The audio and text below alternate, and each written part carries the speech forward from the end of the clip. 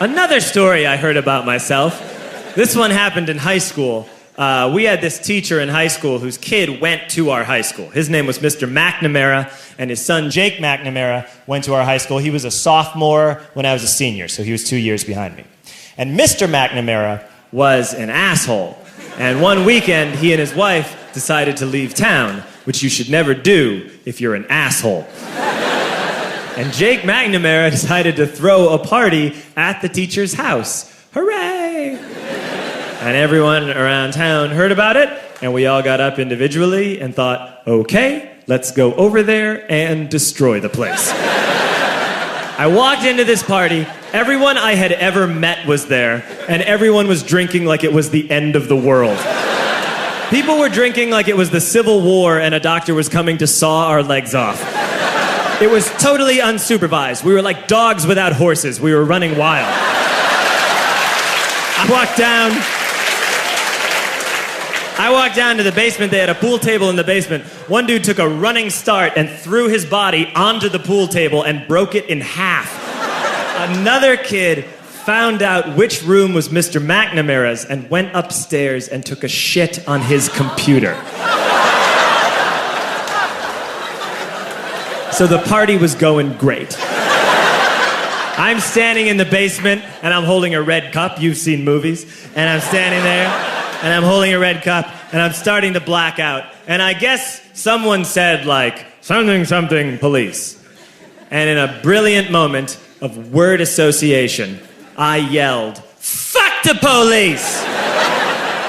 Fuck the police! And everyone else joined in. 100 drunk white children yelling, fuck the police. With the confidence of guys who have like already been to jail and aren't afraid of it anymore. You know, that like, I'll serve my nickel, you come and take me confidence. But white children. The reason someone had said something police was because the police were there.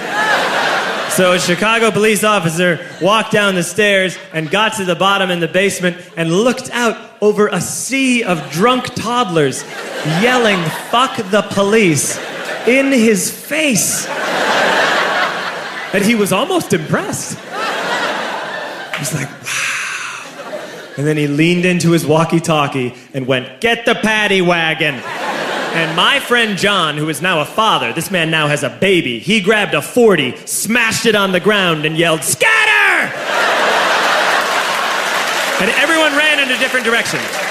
We all ran in different directions. It was like that scene in Ratatouille when the humans come in the kitchen and all the rats go in different ways. We all ran in different directions. I ran into the laundry room and I jumped up on the washing machine and I crawled out through a window into the backyard, and now I'm running through the backyard and there was this big chain link fence and I thought, I've never climbed a fence that high before. And then I woke up at home.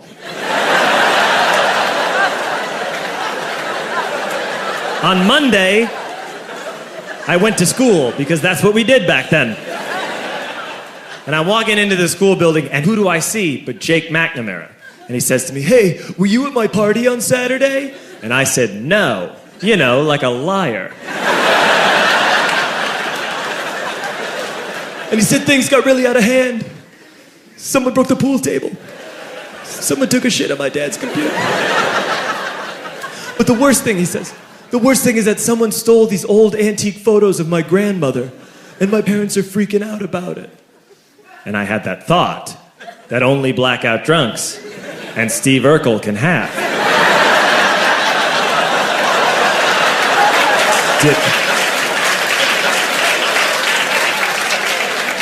Did I do that? I figured, no, I wouldn't have done that. But I was never sure until 2 years later. Relax.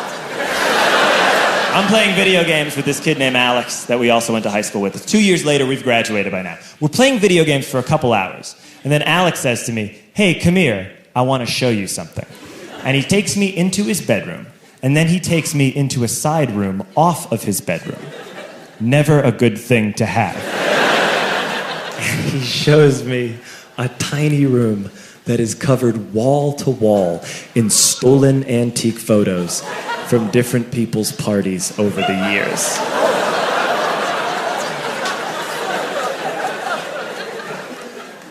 said, "Why?